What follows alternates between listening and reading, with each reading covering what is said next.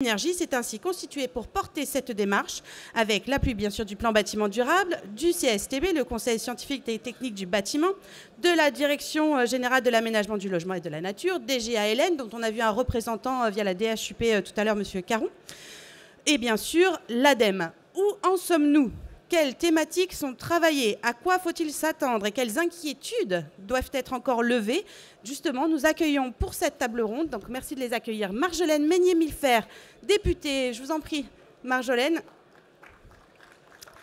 Vous êtes la représentante de l'Alliance HQE-GBC, représentant donc ici le GIE, dont je parlais tout à l'heure, que vous formez avec le collectif Effinergie et le collectif des démarches quartiers et bâtiments durables. Nous avons également Julien Hans à nos côtés. Julien, vous êtes directeur énergie-environnement du CSTB.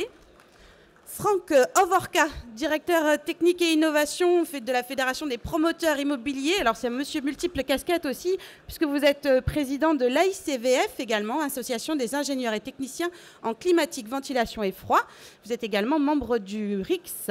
Voilà, une organisation professionnelle internationale indépendante. Enfin, nous avons, pas enfin, on a encore deux. Dominique Cotineau, délégué général Union des industriels et constructeurs bois, UICB, et Olivier Servant, directeur solutions pour la construction de Saint-Gobain Solutions France. Oh, vous êtes un peu timide sur vos applaudissements là, je trouve quand même. Parce que vous savez que c'est un sujet pas facile, donc de les avoir tous réunis, c'est plutôt important. Pour commencer, justement, Marjolaine, alors je suis désolée, je vous tourne un petit peu le dos, je vais essayer de me mettre comme ça. Voilà. Est-ce que vous me voyez mieux? C'est quand même plus sympa. Vous m'entendez toujours, c'est bon?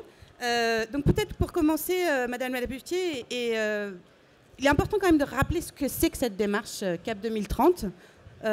Nous sommes bien d'accord aujourd'hui que nous ne parlons plus de label. Alors, absolument. Est-ce que ça marche? Oui, impeccable. Bonjour à tous. Déjà, pour dire un petit mot, aujourd'hui, je ne suis pas là avec la casquette députée, je suis là avec la casquette présidente de l'Alliance HQE-GBC et j'ai beaucoup de plaisir à représenter le collectif du GIE, donc, qui représente les démarches et quartiers bâtiments durables, et puis Effinergie également. Donc non, on ne parle plus de label en soi, puisque quand on a fait la concertation, on s'était dit que justement la logique du label, c'était finalement plus enfermant qu'autre chose. Et ce qu'on s'est dit, ce qu'on avait besoin, c'était plus quelque part la grammaire qu'il y a derrière les labels, c'était ça sur lequel on avait besoin de partager, plutôt que sur la logique d'avoir un label qui viendrait tuer tous les autres, ça n'aurait pas beaucoup de sens. Et la raison pour laquelle on dit ça, c'est pas pour protéger les écosystèmes des uns et des autres, c'est plutôt pour se dire que chacun a un degré d'innovation sur telle ou telle thématique, et qu'en fait, si on avait eu un label unique qui écrasait tout, en fait, on aurait flingué l'innovation de chacun des écosystèmes. Et le but du jeu, c'est plutôt de soutenir les innovations et de réfléchir sur quel est le fond de tarte commun, pour reprendre l'expression de quelqu'un qui m'a dit ça un jour, pour savoir sur lequel chacun peut bâtir. Et donc, c'est ce fond de tarte qui doit être la réflexion sur ce prochain fond de tarte, puisque l'idée, c'est quand même en prospective de s'imaginer la suite de ce qui vient, mais de se dire quel sera le fond partagé par tout le monde après la RE 2020. Du coup, on le voit, donc une démarche qui se veut plus vertueuse et donc un GIE qui porte en fait ces nouvelles thématiques. Oui, c'est ça. En fait, on a bien conscience avec la RE 2020 qu'on n'a pas épuisé l'ensemble des sujets environnementaux. La RE 2020, elle fait quelque chose d'extrêmement important. Elle commence à intégrer les enjeux carbone, elle les met au centre, ce qui était effectivement moins le cas dans les réglementations thermiques auparavant. Et donc, c'est ça la transformation fondamentale. Et elle commence à se poser les questions d'adaptation avec le confort d'été. Évidemment, l'objectif derrière, c'est d'avoir une vision environnementale. Environnementale, c'est pas juste ces sujets-là, c'est tout le reste. C'est la manière dont on va traiter la gestion de l'eau, c'est la manière dont on va réfléchir l'économie circulaire, c'est la manière dont on va finalement se poser la question à 360 sur le sujet. Et comme on le sait, la question environnementale, c'est comme dans un écosystème. Si vous avez une espèce invasive qui vient manger toutes les autres, bien du coup, l'écosystème, il se casse la figure. Et bien, la question environnementale, elle est la même. Et donc, c'est un peu ça qu'on essaye modestement de travailler, c'est de se dire qu'on aura plusieurs éléments qui feront ce 360 environnemental. Et aujourd'hui, on en a un certain nombre dans le spectre. Demain, après-demain, sans doute, de nouveaux sujets émergeront qu'aujourd'hui, on n'a pas encore dans ce spectre immédiatement. Alors, juste peut-être pour préciser, comment ça se passe concrètement en termes de gouvernance? Donc, vous avez mis en place des groupes de travail, mais la gouvernance côté, sur cette démarche, comment ça se passe? Donc, l'ADEME, le GIE Alors effectivement, le principe de ce qui a été lancé, c'est finalement une discussion avec la DGALN qui a dit, avec le plan bâtiment durable, d'ailleurs que je salue, qui était de dire mais comment on pourrait lancer cette dynamique collective autour de ce fonds partagé qui serait l'avenir. Et bien, du coup, ça a lancé les premières étapes et derrière, on s'est retourné vers nous, les écosystèmes historiques, comme je vous disais, qui ont composé le GIE en disant mais vous, comment vous voyez les choses? Et nous, on s'est dit ce label, ça ne marchera pas, il faut partager cette grammaire. Et donc, c'est devenu le GIE. Aujourd'hui, la manière dont on travaille, c'est on a une instance technique qui est composée donc d'un comité scientifique et technique qui regroupe le comité de pilotage, les animateurs des groupes de travail technique, des organismes de certification et donc les associations porteuses des démarches BD et les experts reconnus. On a un ensemble. On a un groupe miroir référentiel qui sont plutôt les certificateurs. Et on a donc une instance technique qui s'appuie sur les travaux qui sont menés par les différents groupes de travail. Chaque groupe de travail est copiloté CSTB, puis un des acteurs experts de nos groupes à nous. Et derrière, on a une instance décisionnelle qui est le comité de pilotage, qui est composé des membres du GIE, du plan bâtiment durable, des financeurs publics qui sont l'ADEME et la DHUP, et le CSTB, évidemment, qui est invité au comité de pilotage. Merci beaucoup. Alors peut-être Julien, justement, donc, au CSTB, vous êtes un peu avec le plan bâtiment durable, si j'ai bien compris, la cheville ouvrière, en fait, finalement, de la démarche. Comment ça se passe concrètement? Quel est votre rôle? Et puis, je crois que, ça y est, en fait, les groupes de... C'est très embêtant, ce micro comme ça, je suis désolée. Le groupe de travail sont lancés, donc, depuis octobre dernier, c'est ça? C'est ça, oui. On a commencé à travailler au mois d'octobre.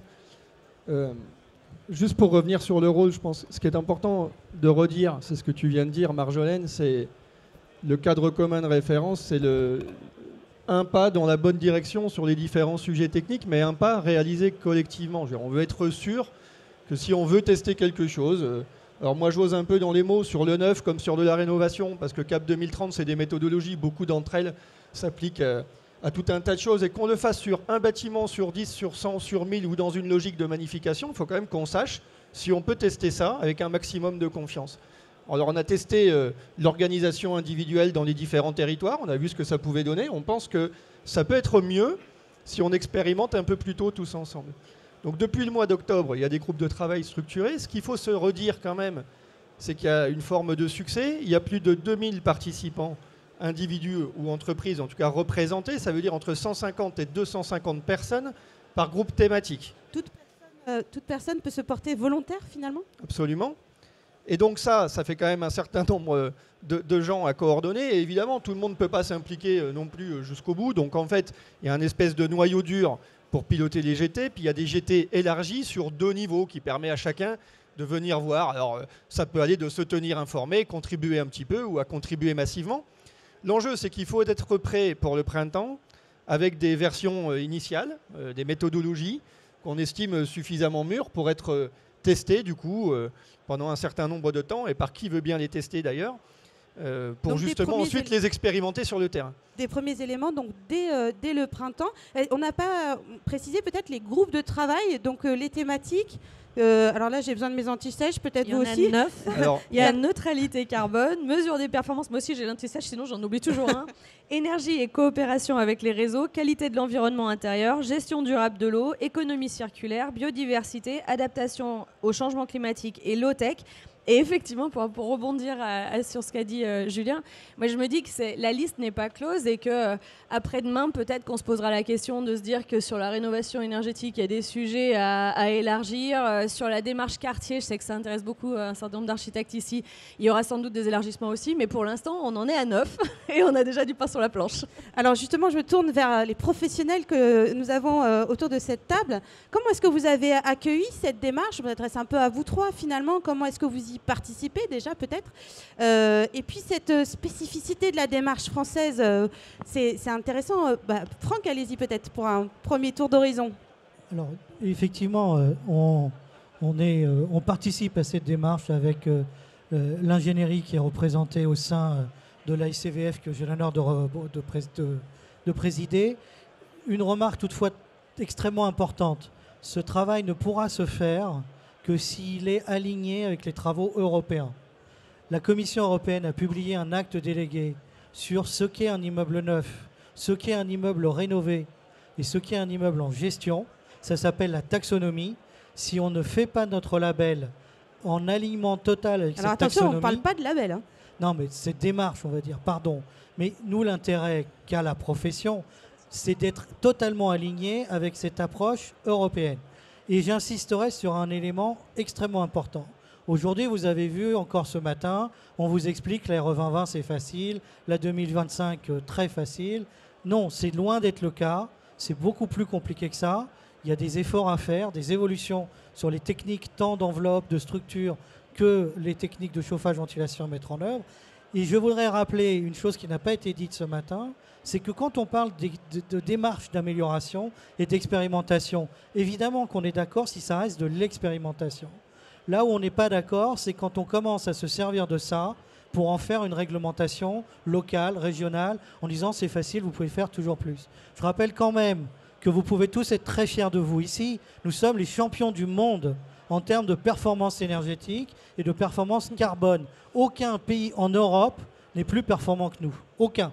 Bien sûr. À ce stade, mais il faut l'insister là-dessus. Arrêtez de vous flageller. Arrêtez de vous dire que vous n'êtes pas bon. Vous êtes super bon. Vous êtes les meilleurs au monde. On est le seul pays en Europe où la totalité de notre production neuve est alignée avec les critères des bâtiments verts tels que définis par la taxonomie. On est super bon. Donc on peut faire mieux avec des démarches comme celle-là, mais arrêtons de désespérer les acteurs, qu'ils soient entreprises, maîtrises d'œuvre, architectes, bureaux d'études ou investisseurs, en leur disant non, il faut faire encore mieux, encore plus vite. Vous allez assécher l'athlète. Je crois que ce n'est pas l'idée de la démarche, d'aller toujours plus vite. C'est pour ça, c'est j'insiste. avancer et expérimenter. Peut-être... Il faut que ça reste une expérimentation. Dominique, peut-être un petit mot quand même déjà sur la démarche en elle-même, avant de parler des points d'inquiétude, bien sûr. Bien sûr que la démarche elle est constructive, puisqu'elle fait en sorte de rassembler l'ensemble des acteurs. Et comme le rappelait Julien, tous ceux qui souhaitent s'y associer sont les bienvenus. Donc ça, c'est extrêmement intéressant.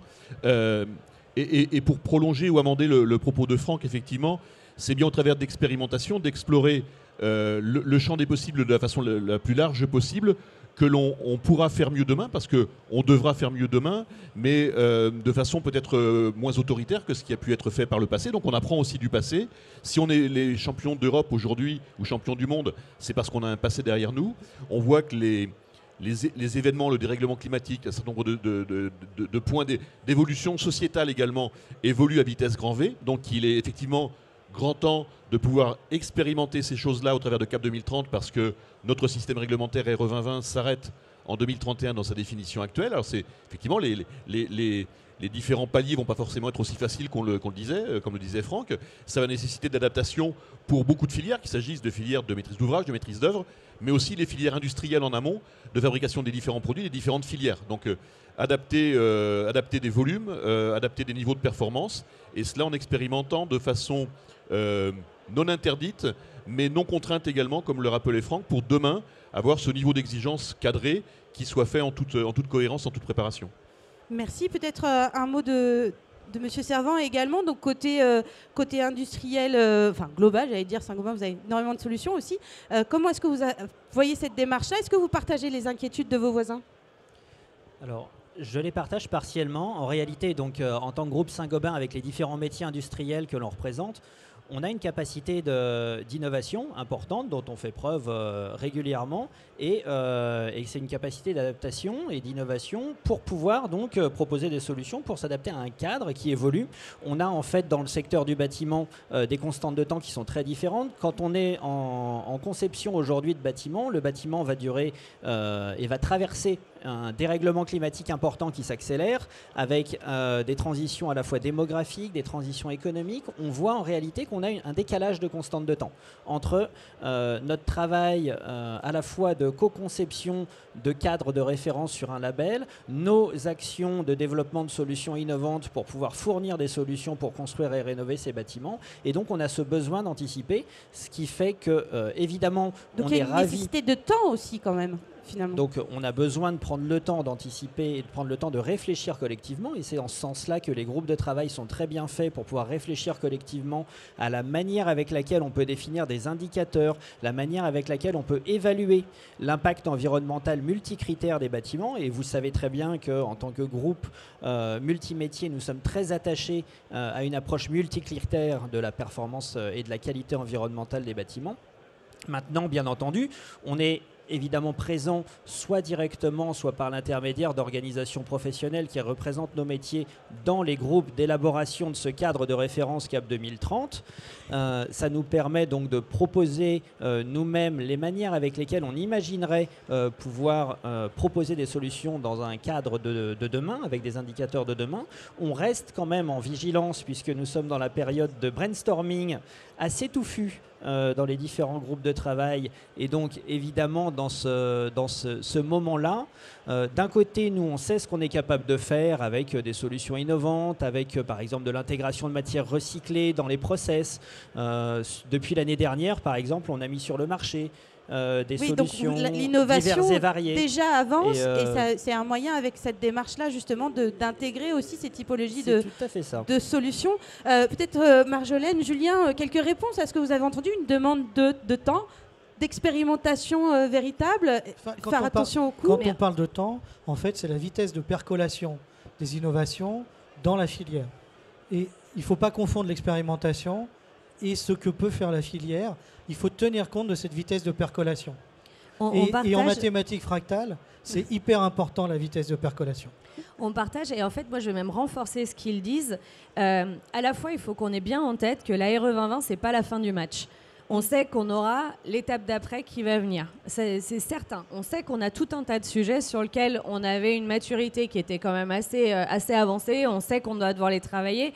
Et on sait que ça va venir, et probablement que ça va venir plus vite que ce qu'on ne pense. Mais l'objectif, c'est pas de faire la RE 2020 ou la RE 2030 dès demain. C'est pas ça le sujet. Mais par contre, on voit bien, par exemple, que sur une problématique comme l'eau, on va pas pouvoir esquiver le problème très très très longtemps. Donc derrière, clairement, c'est un créneau de travail sur lequel il va falloir travailler. Attends, je continue. Mais ce que je veux dire, c'est qu'il faut travailler sur la filière et prendre soin de la filière, parce que si on veut qu'elle puisse se consolider et qu'on puisse être puissant dans l'appropriation des sujets, on a besoin d'avoir des phases de stabilité dans la transformation. Et en fait, le grand risque qui est souligné là par Franck notamment, c'est qu'à l'échelle locale, on voit bien que l'ambition quelque part constructive, ça devient une signature politique. Et donc typiquement, si on veut aller plus loin, en disant qu'on va toujours plus vite, toujours plus loin, sans avoir le temps d'expérimenter, on peut vraiment se mettre en risque. Le sujet, par exemple, je vais faire un lien vers ce que travaille HQ, par exemple, sur le NZC rénovation. On a travaillé sur la dimension carbone en se disant, est-ce que sur la rénovation, comment ça se... Vous avez même un porte-étendard, c'est merveilleux. Excellent, fantastique. Et c'est pas moi qui l'ai amené en plus. Non, en plus parce que je suis convaincu que Marjolaine a raison. Il faut emmener la rénovation aussi dans le calcul carbone. Voilà, bien sûr, on va aller dans les perspectives. On va y aller, on va l'intégrer. Par contre, si demain, dans les régions, on se mettait à dire, alors maintenant la rénovation doit être bas carbone, en fait, ce serait panique à bord parce que personne ne saurait par quel bout le prendre. Donc, il faut qu'on innove.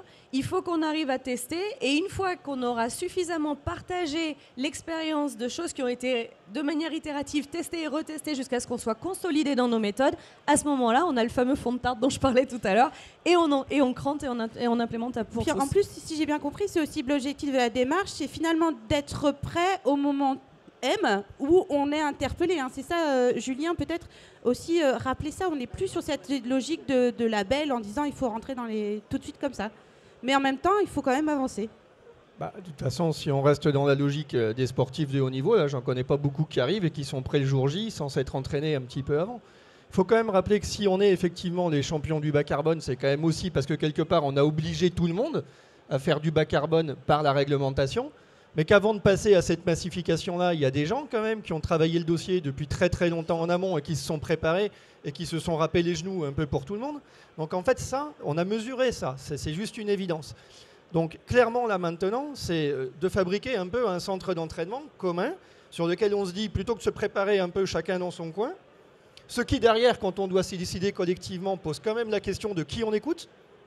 Là, on se dote d'un centre comme Marcoussis, et puis on dit, à cet endroit-là, on va se préparer comme ça, sur le sujet carbone, sur le sujet eau.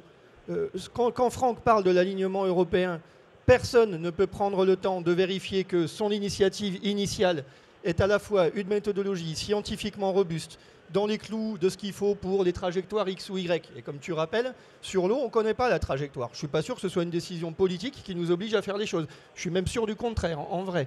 Donc, si on doit se préparer et si on doit s'aligner avec des méthodologies européennes, la seule moyen de le faire, c'est d'être quand même compact au niveau national. Donc c'est une logique de menu, hein, on avait préparé un peu ça, c'est que finalement je rentre au moment où j'ai une urgence, où on me dit c'est maintenant, il faut que j'ai une réglementation, etc. L'idée c'est ça, est-ce qu'on peut... L'idée d'être prêt pour moi c'est ça, c'est que si la demande s'exprime, peu importe que ce soit par une préoccupation environnementale qui nous tombe dessus factuellement et physiquement, hein, c'est-à-dire que là c'est pas... Ou, oui, une exigence politique quelconque, peu importe comment elle s'exprime, que l'on puisse dire à ce moment-là, collectivement, sur le cadre de référence que l'on a planté sur le groupe thématique X ou Y, c'est suffisamment avancé pour qu'on puisse vous dire allez-y, ce sera pas trop tôt. Dominique. Oui, et je pense qu'il faut aussi avoir à l'esprit la remontée de la chaîne de valeur et la notion de la ressource. Alors on parle de l'eau, Olivier parlait tout à l'heure du sujet des matériaux recyclés, quels qu'ils soient, et c'est de se préoccuper de la préciosité de la ressource et de son économie, quel que soit le matériau. La filière forêt-bois a confié une étude à Carbone 4 justement pour avoir tous ces éléments de prospective de puits, de stockage carbone, de flux carbone dans la forêt et puis dans les usages, notamment la partie construction. On la présentait ce matin très tôt au ministre de l'Agriculture et il y a une conférence de presse la semaine prochaine qui donne tous ces éléments prospectifs. Mais ça veut dire que pour cela, on a fait des hypothèses, notamment sur la partie construction et rénovation. Et nous, mais d'autres filières, et Olivier pourrait certainement en parler, ou en parlera sans doute mieux que moi, nous avons besoin de ces prospectives sur ces volumes mobilisés, mobilisables oui, une dans l'usage. visibilité finalement de ce qui pourrait être... Et alimenter aussi ce qu'il sera possible de faire sur un temps à court, moyen terme, en termes de ressources. Et puis, avant cela, enfin du moins entre les deux, ben, c'est aussi l'adaptation de nos outils industriels. Donc je pense que toutes les filières sont prêtes, sont mobilisées, mais on a besoin de cette cohérence et cette vision partagée et d'avoir un élément de boule de cristal qui soit un peu construit. Olivier, vous vouliez rajouter ? Oui, je partage complètement ce que vient de dire Dominique. En deux mots, côté industrie, on est dans une démarche qui est à la fois volontariste et pragmatique. Volontariste parce qu'on a envie effectivement d'aller de l'avant sur la décarbonation des produits, sur l'intégration de matières renouvelées, sur la fourniture de solutions qui permettent de concevoir des bâtiments qui consomment moins d'eau, qui effectivement vont permettre de gagner en impact environnemental tout en restant hyper compétitif, le plus compétitif possible. Par contre, pragmatisme, c'est-à-dire qu'on parlait de sportifs de haut niveau. Pour qu'un sportif de haut niveau puisse s'entraîner, il faut un nombre fini de règles et il faut une stabilité dans les règles. Donc définir un cadre, c'est important. Il ne faut pas atterrir sur plus de 150 indicateurs différents parce qu'on n'y arrivera pas et ça manquera de pragmatisme. Et donc il faut pouvoir, au-delà de la phase de brainstorming dans laquelle on est actuellement, il va falloir à un moment donné élaguer, choisir les indicateurs sur lesquels on veut partir en expérimentation. Et ce sera une deuxième phase importante dans laquelle je pense qu'il va falloir passer dans les prochains mois. Et comment on équilibre alors ça ? Non mais c'est un super exemple. On peut prendre l'exemple de la qualité des environnements intérieurs. Un des principaux sujets, ça va être celui-là. Et les scientifiques savent donner la liste de tous les indicateurs qu'il faudrait prendre en compte pour bien le faire. Une des difficultés, c'est sur le terrain. Si j'en ai 60, c'est compliqué. Donc il va falloir ramener à quelque chose et ce n'est pas un exercice trivial. Je reprends l'exemple de la biodiversité parce que je l'aime beaucoup. Le coefficient de biotope surfacique harmonisé. Parce qu'on ne peut pas dire que sur la biodiversité aujourd'hui, ce soit quand même globalement massifié, mais avant que ce soit massifié, on n'avait pas un indicateur harmonisé. C'est-à-dire on était déjà parti sur deux trajectoires légèrement différentes. Hein. Elles racontaient quasiment la même histoire. C'était juste pas la même. Donc je pense qu'on est complètement sur un de ces enjeux simples, de dire c'est pas facile de se ramener à quelque chose de pragmatique, mais si on ne s'y prépare pas, il n'y aura pas de combustion spontanée en réalité, quoi. Moi, je trouve que la ligne qui est un peu difficile à tenir, et c'est ça qu'on essaye d'avoir en lien en permanence, c'est qu'à la fois, il faut que ça foisonne dans l'expérimentation pour qu'on trouve le modèle le plus pragmatique, le plus efficace de faire ce qu'on veut faire. Donc, dans la phase d'expérimentation dans laquelle on est, il ne faut pas qu'on s'interdise d'expérimenter des choses différentes, de se dire, bah, tiens, il y a peut-être 3 chemins différents pour y aller, bah, on teste les 3 et on regarde ce qui marche le mieux, ce qui est le plus efficace pour pouvoir l'embarquer. Et en même temps, au bout d'un moment, il va y avoir une phase où, à la fin des fins, quand on aura expérimenté expérimenter les 2, 3, 4, 5 scénarios alternatifs, il faudra qu'on dise c'est celui-là sur lequel on se met d'accord pour dire que ce sera généralisé parce que c'est celui-là qui est le plus efficace, le plus partageable, le plus etc., etc. Si on avait fait ça sur des logiques comme le DPE en se disant on fait 36 tests et à la fin on en a un qui est hyper solide, oui, ça marcherait quand même bien. Après, il faut forcément, il y a peut-être parfois des urgences. Alors, et en même temps, si on avait chacun un DPE régional, ce serait le bordel. Je mettrais les choses avec 3 temporalités. On a une temporalité de très court terme, c'est l'ordonnance que l'État a passée de transposition de la directive sur les rapports extra-financiers des entreprises, qui nous impose de respecter l'acte délégué de la taxonomie qui parle d'eau, de circularité, de carbone, que ce soit pour la rénovation ou pour le neuf. Et je rappelle, la taxonomie, ce n'est pas pour tout le monde, c'est pour les meilleurs, dont la France a décidé quel serait le meilleur pour le neuf. Mais où en sommes-nous sur la rénovation? Il y a tout un travail à faire qui pourrait être très intéressant dans l'expérimentation. Donc ça, c'est le très court terme, parce que cette ordonnance a été passée le 30 décembre en France. Je ne sais pas si vous êtes au courant, et elle va changer votre vie, parce qu'elle vous oblige à répondre par des indicateurs partagés, européens, définis par l'Europe, qu'il faut décliner au niveau français. Donc là, on a un travail à finir, et c'est le très court terme. À moyen terme, on a un objectif d'intégration dans les calculs conventionnels. Et là, je remercie le travail du CSTB, notamment sur le projet cible, parce que comme le dit Julien avec beaucoup d'humilité, l'objectif, ce n'est pas de suivre l'Europe, c'est d'être leader en Europe, et c'est que notre moteur de calcul modernisé, nouveau, conventionnel, tel que prévu par le projet cible, devienne un des moteurs de calcul de référence européens. Je me permets de le dire à la place de Julien. Pour moi, c'est un enjeu clé. Si on veut continuer à avoir une place de leader en Europe et vraiment être présent, ça passe par là. Et puis, troisième exercice de plus long terme, c'est effectivement l'élargissement des indicateurs, la réflexion sur l'impact du bâtiment par rapport au transport, à la mobilité. Il y a quasiment un facteur 5 entre l'impact du bâtiment lui-même et l'impact qu'il a en termes de mobilité. Le grand enjeu du bâtiment, c'est la mobilité. C'est toujours la même histoire. Voilà. C'est le lycée qui est en banlieue. Et du coup, finalement, il peut être super performant.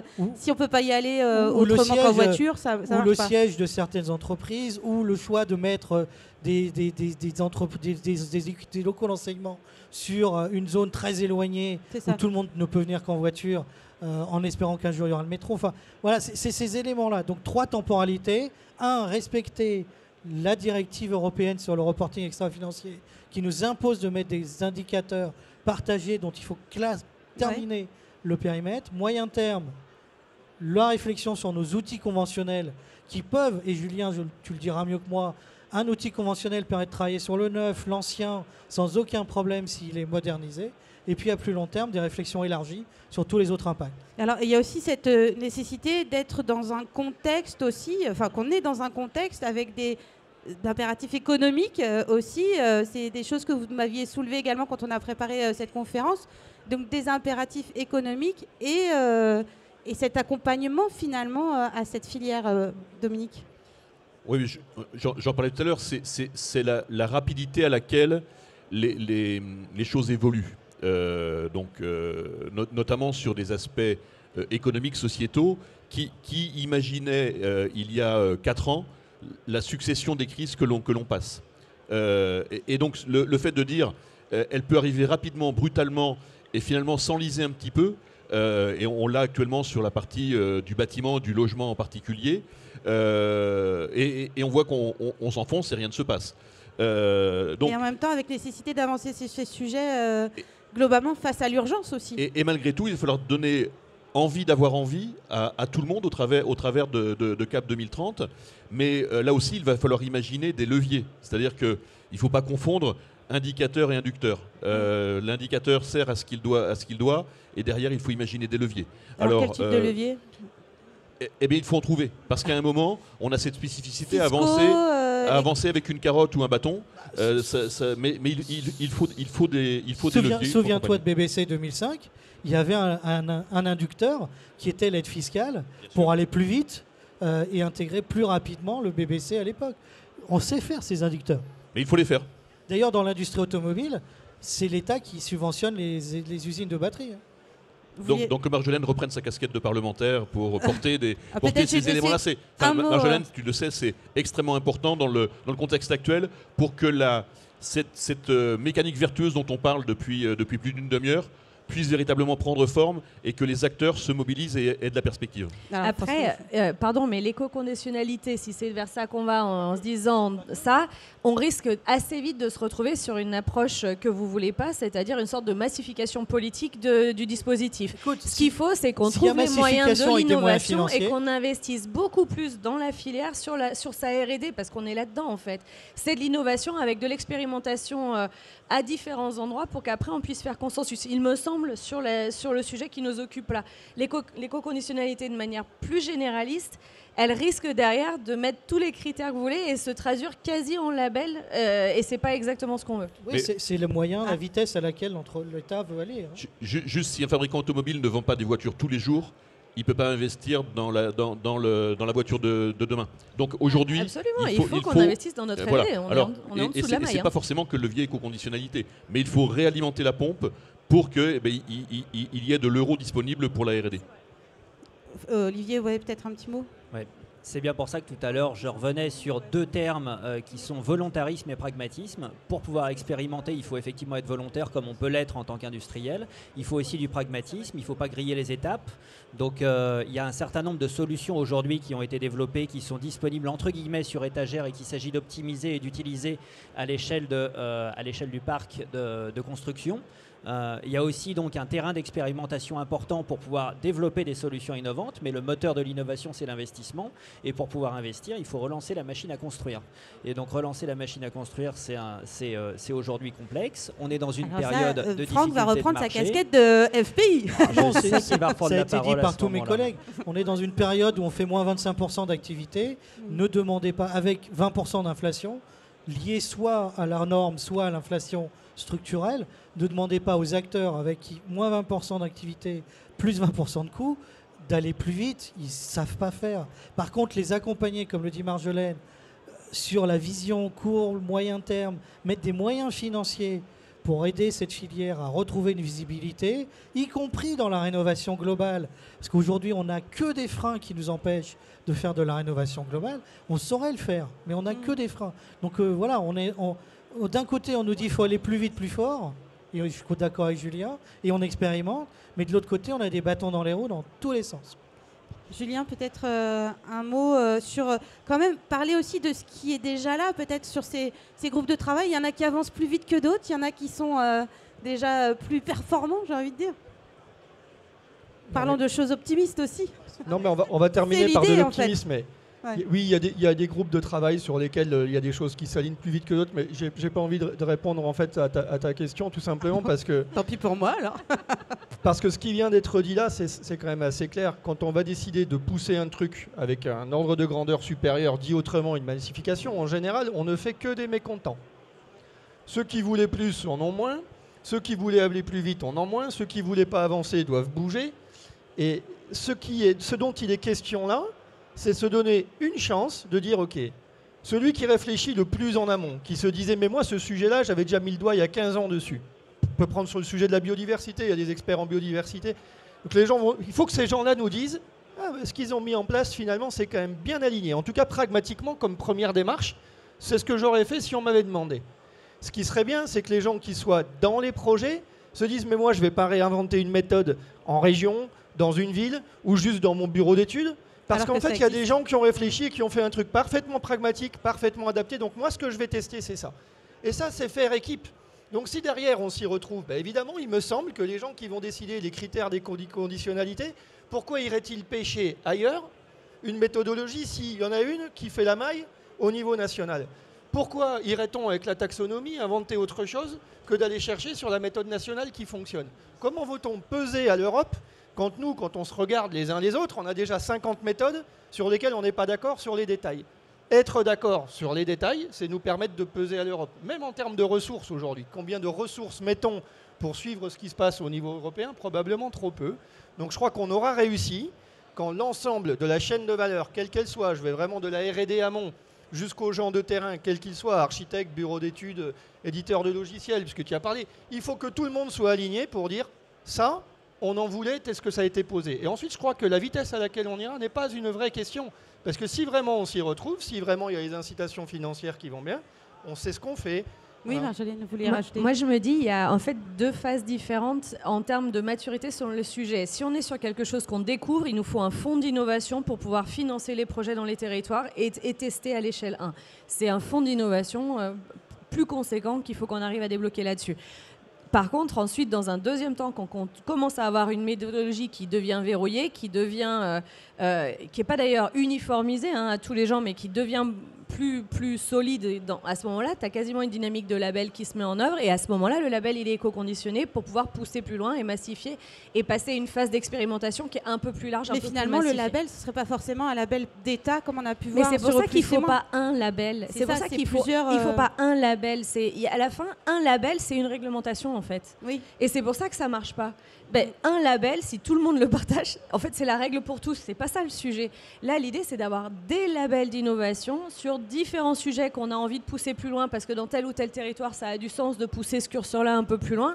Et on s'appuie dessus et on le partage. Par contre, ce qu'on ne veut pas, c'est développer des espèces de patois locaux qui feraient que chacun va créer ses règles de calcul et d'évaluation et de qu'est-ce qui est bien et qu'est-ce qui n'est pas bien, parce qu'on sait bien comment ça fonctionne les maths. À un moment donné, c'est comment vous programmez la calculette qui fait la totalité du truc. Finalement, la collaboration entre chacun des acteurs. Ce qu'il nous faut, c'est cette grammaire commune pour qu'après, on puisse avoir des expressions territoriales qui soient fortes et qui soient cohérentes les unes avec les autres pour qu'au moment où on se mettra à parler ensemble de territoire à territoire, on parle le même langage. Pour moi, c'est ça qu'il faut faire. Et je vois 2 raisons pour lesquelles les gens ils doivent s'engager en ce moment avec nous sur cette logique d'innovation sur le GIE et sur notre CAP 2030. C'est 1, de se donner de la vision sur ce qui vient dans les 10 prochaines années. Parce que si on veut que les entreprises, les écosystèmes puissent s'adapter correctement, ils doivent avoir une vision du monde qui se transforme. On revient au sujet eau. Oui, le sujet eau monte. Et si vous avez des choses à apporter dans le sujet, mais mettez-vous dessus parce que clairement, le sujet va arriver. Sur la réno bas carbone, bien sûr que ça va être un sujet dans notre avenir plus ou moins proche. Il va falloir y aller. Et c'est peut-être un point d'ancrage aussi, avec pourquoi pas un observatoire? Je crois que c'est plus ou moins sur les rails. Peut-être nous en dire un petit peu, pour conclure justement, avant de passer peut-être à quelques questions. Juste, c'est fondamental qu'après tout ce qui soit expérimenté remonte pour qu'on puisse comprendre ce qui se passe à l'échelle de l'ouvrage. Ça a été montré tout à l'heure sur l'observatoire de la RE 2020. Ça, c'est une vraie richesse de pouvoir capitaliser là-dessus, de comprendre les métriques, toutes les métriques, y compris économiques, idéalement. Alors, il faut quand même si un tu me observatoire. permets, ne prends pas surtout pas en exemple celui de la RE 2020 qui n'est pas un observatoire, mais une base de données de l'État. Un observatoire, c'est un lieu où on échange. Tu l'as dit toi-même, il faut être capable de partager sur les méthodes, partager sur les résultats, Quel cas dans le cadre de 2030. partager sur les incertitudes. Et un observatoire, et on l'a appelé de nos voeux, donc je le répète encore ici, il y a 10 organisations professionnelles qui ont dit on est prêt à mettre des moyens humains, financiers, pour construire un observatoire ensemble. Pas avec un truc fabriqué dans un coin par une administration pour ses propres besoins de contrôle. Sinon, ce n'est pas un observatoire. Ce dialogue est quand même né et avancé dans le cadre de CAP 2030, je l'espère. On reste quand même sur une note assez optimiste. On a des choses qui avancent, des sujets qui arrivent, des livrables aussi bientôt. On le disait, donc pourquoi pas cet observatoire bientôt, des choses sur la rénovation, etc. Les débats sont ouverts. Donc je vous invite à vous rejoindre. Je me tourne quand même vers la salle peut-être pour... j'ai envie de prendre... on a un petit peu dépassé, mais j'ai quand même pris de prendre 5 minutes sur ce sujet. Est-ce que vous avez des questions? Bonjour, Pierre-Yves Legrand, Novabuild, région Pays de la Loire.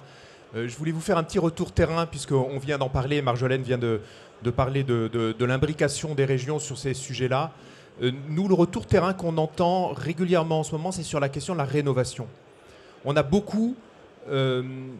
de foncières, de fêtes, de maîtres d'ouvrage, de promoteurs qui se lancent vers la foncière, de maîtres d'ouvrage publics qui se disent mais c'est quoi une rénovation vertueuse? On n'ose plus utiliser le mot rénovation performante tellement on a mis le terme de énergétique derrière performant. Rénovation performante énergétique, et on était obnubilé par cette question. Et les gens nous disent mais nous, ce qu'on veut, c'est une rénovation environnementale. Et on est un peu étonné mais on n'a pas participé à la création, de ne pas avoir un groupe de travail là-dessus. Et donc nous, on est en train d'essayer d'établir notre propre référentiel de la rénovation performante, le patois local dont parlait Marjolaine, parce qu'on ne retrouve personne qui le fasse. Moi, je suis d'accord, Pierre, mais pour être tout au moins à fait le référentiel taxo, quoi. En fait, là, oui, moi, je suis complètement d'accord. En fait, c'est exactement ça à la fois. Tant mieux qu'il y ait de l'innovation locale, on l'arrêtera pas, et heureusement qu'on l'arrêtera pas. Il en faut toujours des pionniers, et c'est sur ces innovateurs territoriaux qu'on arrive à faire une innovation partagée. Mais ce qui est vrai, c'est qu'en fait, typiquement, la DGALN, en l'occurrence sur ce sujet, elle a entendu les filières, elle avait très peur d'aller trop vite sur un certain nombre de sujets, et donc ils avaient dealé sur X thématiques, et donc ils se disaient, si on ouvre un sujet de plus, on va nous dire qu'on va trop vite, que c'est... Mais le sujet ne se pose plus si on n'est pas sur du label, si on est bien sur de l'expérimentation, si on est bien dans cette logique bac à sable, à ce moment-là, on peut se poser les questions en se disant ensemble, on peut travailler le sujet rénovation. Après, on va se dire les choses. Si on n'arrive pas à le faire directement à l'échelle GIE parce qu'on se dit qu'il faut un temps de maturité, clairement, on le discute ensemble dans d'autres instances, et quand on est un tout petit peu plus mature, on le nourrit dans la dimension GIE, mais clairement, il faut que partout où on peut, on réunisse déjà les énergies. Donc merci pour l'intervention. Julien ? Probablement aussi, Pierre-Yves, il faut garder ça en tête, mais je pense qu'on peut le communiquer comme ça. On voit bien que sur le carbone, si je n'ai pas un GT spécifique à la rénovation, je ne vais pas travailler précisément le sujet du bas carbone en rénovation.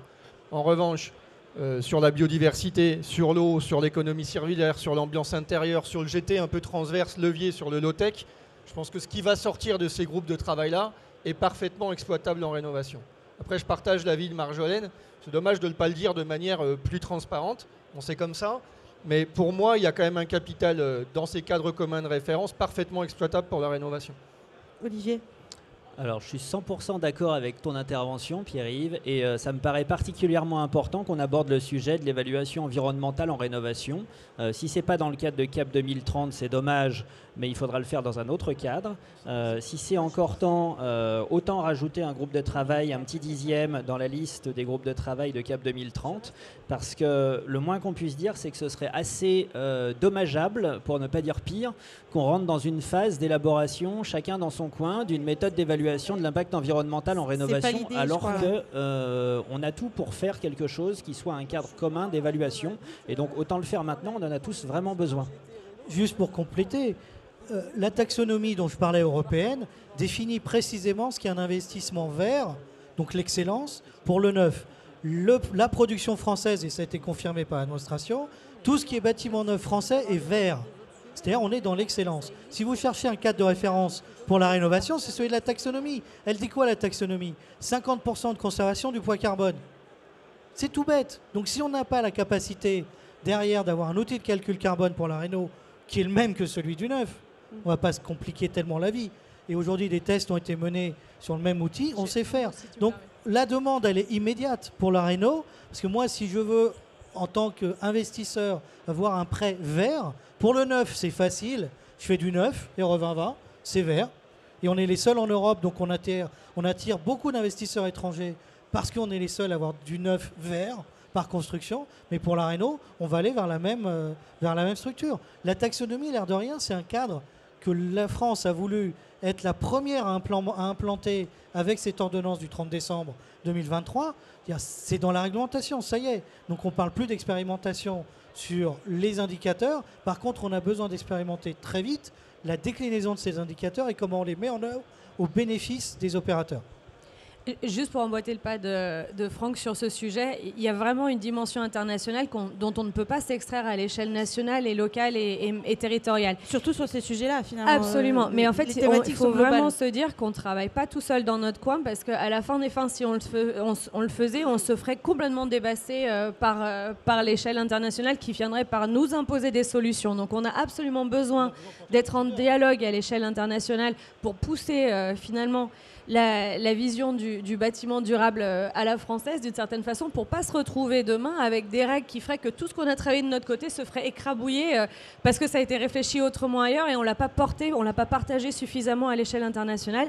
Et donc, je voulais juste faire un point d'info sur le fait qu'on va recevoir en France les 7 et 8 mars le sommet climat-bâtiment.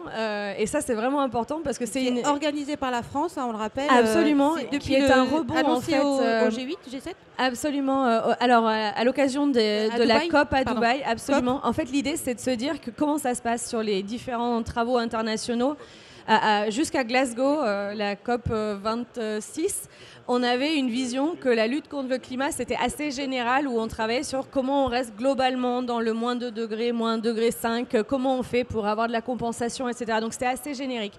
Mais à partir de Glasgow, on s'est dit qu'il faut commencer à avoir des signatures sectorielles, parce qu'il faut rentrer dans une logique de planification, exactement comme on est en train de le faire en France, en se disant que secteur par secteur, il fallait travailler le truc. Donc c'était évident que le secteur bâtiment, construction, aménagement, enfin tout cet écosystème-là devait avoir son mot à dire sur la mise en œuvre finalement secteur par secteur.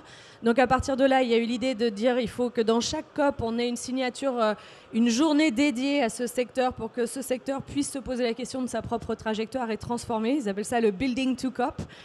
Et l'idée, c'est que 3 ans plus tard, on se retrouve avec en France, parce qu'effectivement, Franck l'a dit, on est quand même très très allant sur ces sujets, très très en amont sur beaucoup de sujets. Nous sommes des pionniers, il faut le rappeler. Et que du coup, on a tout intérêt à le faire savoir à l'échelle internationale et à le dialoguer pour que ces règles s'écrivent avec nous et pas malgré nous, puisqu'après, on se retrouverait à la traîne pour suivre les règles des autres.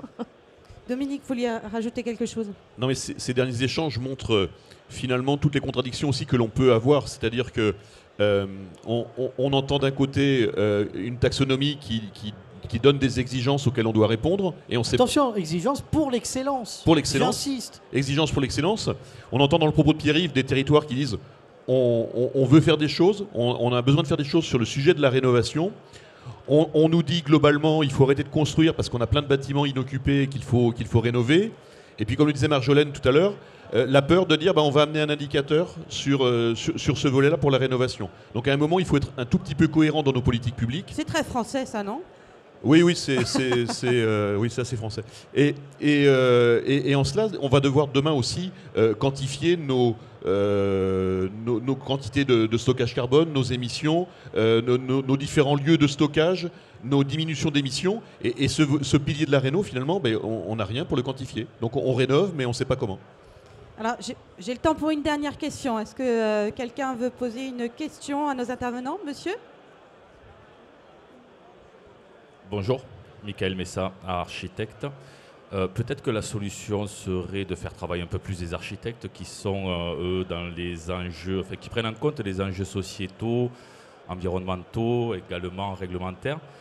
Je trouve qu'on n'est pas assez représenté dans tous ces aspects que vous énoncez, qui sont très vertueux.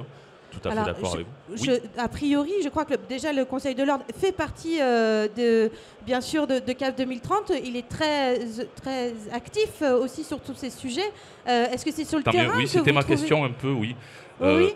Je crois justement, quelle place a l'architecte dans tous ces enjeux? Que l'Ordre, il y a l'UNSFA, il y a tout le monde. Okay, donc, la question de l'architecte dans cette chaîne de valeur. Parce que vous avez fini, monsieur, par cette interrogation où comment faire pour essayer d'articuler un peu toutes ces réglementations.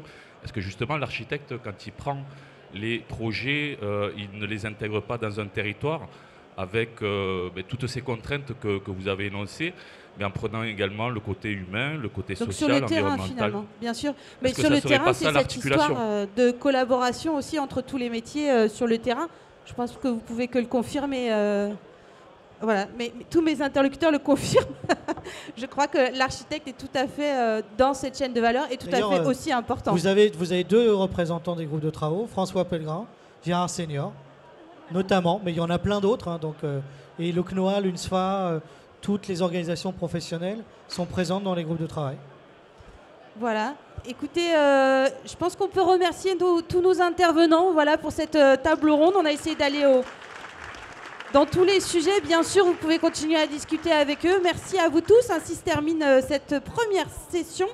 On se retrouve à midi dans cette salle. Voilà, vous pouvez profiter maintenant des exposants, des partenaires et bien sûr des nombreux ateliers, des autres conférences. Et ici, à midi, vous pourrez reprendre également. Merci.